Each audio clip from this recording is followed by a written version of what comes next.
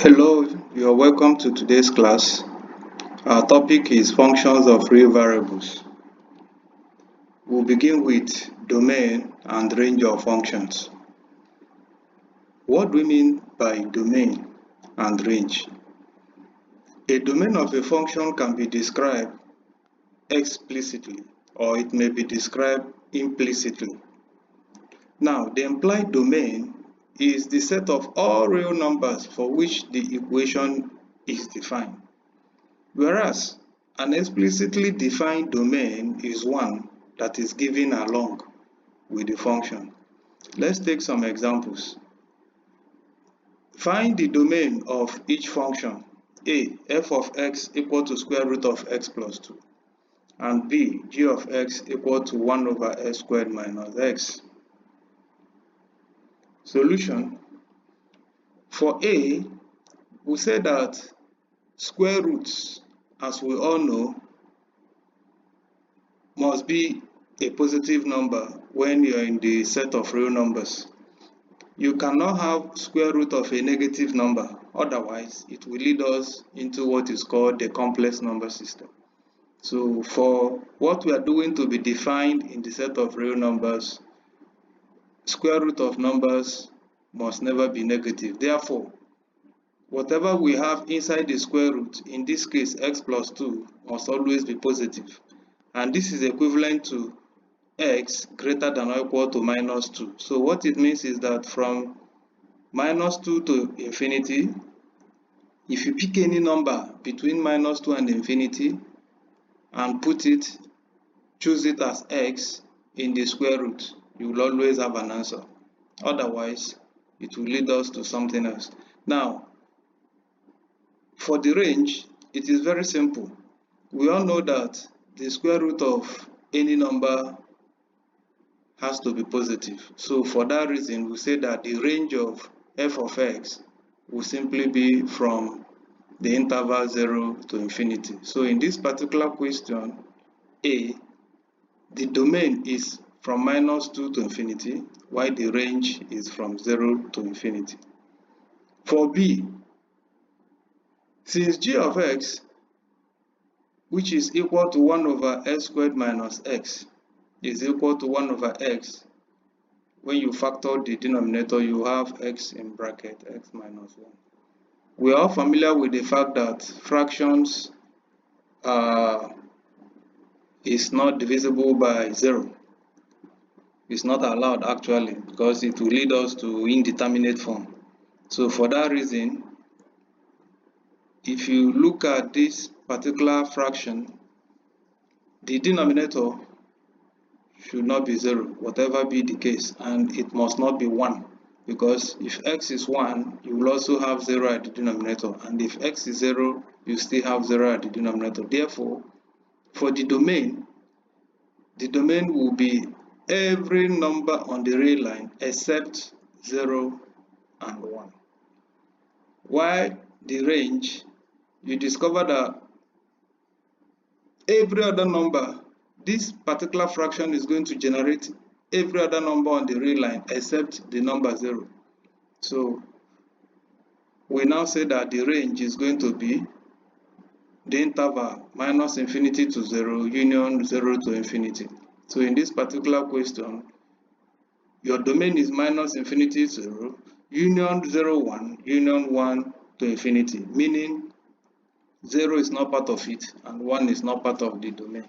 While in the range, you have minus infinity, the interval minus infinity and 0, union 0 and infinity. Now, let's look at more examples. A function f is defined by f of x equal to 1 minus x if x is less than 1, and square root of x minus 1 if x is greater than or equal to 1. Now, we should evaluate f of minus 2, f of 0, and f of 5. B, we should determine the domain and range of each of them as we are evaluating them. Now, solution, since minus 2 is less than 1, we choose the upper part. And when you substitute f of minus 2, you're going to have 3. Since 0 is also less than 1, we still choose the same one and you get 1. But 5 is greater than 1, so we choose the second one and we get 2. Now, how do we evaluate their domains? Because f is defined by for x less than 1 and x greater than or equal to 1. So you discover that the domain is the entire set of real numbers. There is no jump between minus infinity to infinity. So therefore your domain is the set of the real numbers. Now if x is less than 1, the values of 1 minus x are always positive. Again, if x is greater than or equal to 0, it's still positive. Therefore, we say that the range of the function is the interval 0 to infinity. Now, composite functions. Let f and g be functions. The function given by f composite g is called the composite of f with g. The domain of the composite is the set of all x in the domain of f. The composite of f with g may not be equal to the composite of g with f. So we are trying to say in essence that the operator called the composite is not symmetric. So f composite g is never the same as g composite f. Okay, although in some cases they may be equal, but it's not always the case. Let's look at some example. Given that f of x is equal to x squared and g of x is equal to x minus 3, find the composite function f composite g and g composite f.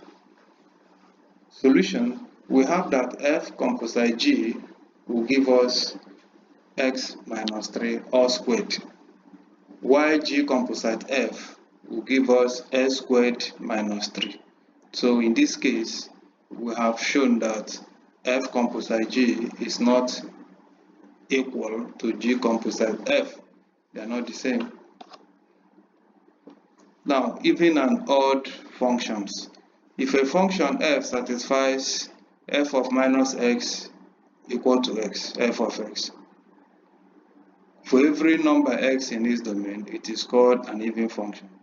And if f satisfies f minus x equal to minus f of x for every number x in this domain, then f is called an odd function. Now, let's take some example. Determine whether each of the following functions is even, odd, or neither even or odd. We have a, b, c here. F of x equal to s raised to the power 5 plus x.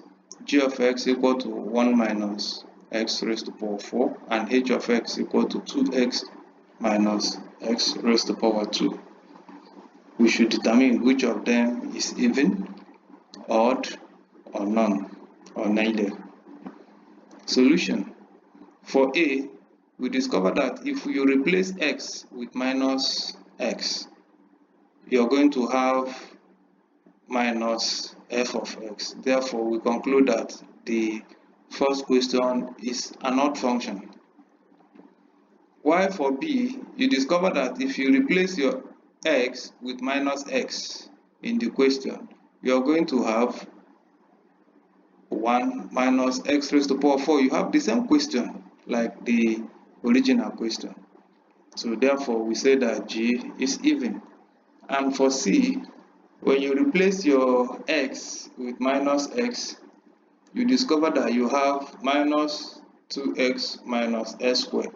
This particular one is neither odd or even. Therefore, we conclude that h is neither even nor odd. A periodic function. If f of x plus p is the same thing as f of x for every number x in the domain of f, where p is a positive constant, then f is called a periodic function, and the smallest such number p is called the period. For instance, y is equal to x sine x has a period of 2x. What it means is that we all know how sine function looks like. All these trigonometric functions, sine functions, cosine, and tangent. You discover that when you add 2 pi to any signed function, you get back the original, you get back to where you started from. So 2 pi is a kind of, it keeps repeating the sine curve if you add 2 pi. But for tan, you discover that it's only pi that you need to add, which is 180 degrees. So when you add 180 degrees to tangent or tan x, you see the circle completes itself. So when you have a particular number in tan and you add 180 to it, tan of that will still give you back the initial number. So that's what we mean by periodic. Periodic simply means what can we do to a particular something to get a circle of it, a kind of a repetition. Now, limits of functions. A function is said to tend to a limit L as x tends to a if the absolute value of f of x minus L goes to 0, as absolute value of x minus a also tends to 0. Symbolically, we write that the limit as x of f of x as x goes to a is equal to L. Let's look at some examples. Evaluate the following limits. For a, you have limit of x squared plus x minus 6 all over x plus 3 as x goes to minus 3. While for b, you have limit of x squared minus 3x plus 2 all over x squared minus 6x plus 8 as x goes to 2. Solution. Here, direct substitution will yield 0 over 0. So we factorize both the numerator and the denominator, and you discover that some things will now cancel out themselves, and at the end of the day, when you take the limit of what is remaining, which is x minus 2 at minus 3, you have your final answer as minus 5. The same goes for b here. If you do a direct substitution, you are going to get 0 over 0. So in this case, you factorize, and when you do a simple factorization and you now substitute properly for x going to 2, you're going to have minus 1 over 2. Now, we also have a situation where x approaches infinity, like the example we have here now. So evaluate the following, taking the limit as x squared plus 6x plus 2 all over x cubed plus x minus 13 as the limit goes to infinity. We also have b here, and we have c. See? So how do we handle this kind of problem? For a, here we divide the numerator and the denominator by the highest power of x. That is, the highest power in this particular case is x raised to the power of 3. So you divide component wise both the numerator and the denominator using x raised to the power of 3.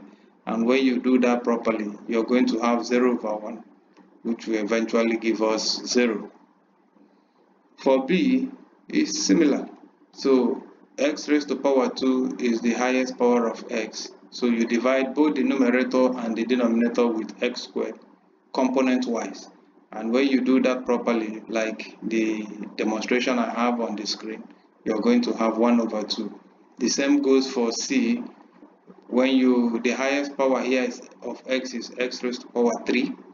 So on the numerator, so you divide every item here component wise, both the denominator and the denominator, and you're going to have at the end of the day infinity. Thank you for listening. Bye.